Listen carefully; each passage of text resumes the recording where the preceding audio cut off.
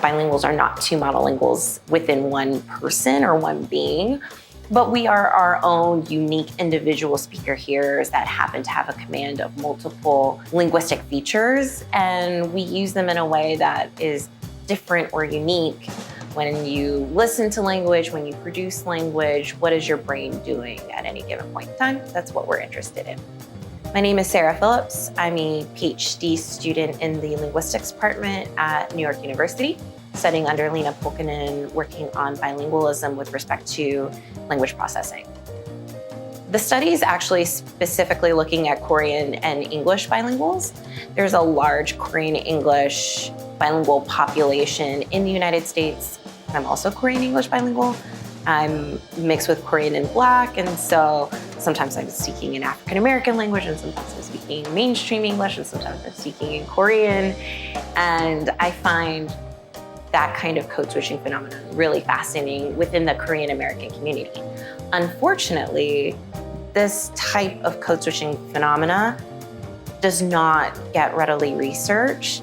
A lot of the pre-existing literature, specifically within neuroscience, looking at bilingual populations, have been really interested in whether or not the brain exerts additional cognitive effort when a bilingual has to switch languages. And a lot of the tasks that have looked at this cognitive cost aren't necessarily natural to what bilinguals typically do when they switch languages, i.e. code switch. So the idea of saying one word in one language and another word in another language and being able to put them together to create a meaningful phrase or sentence.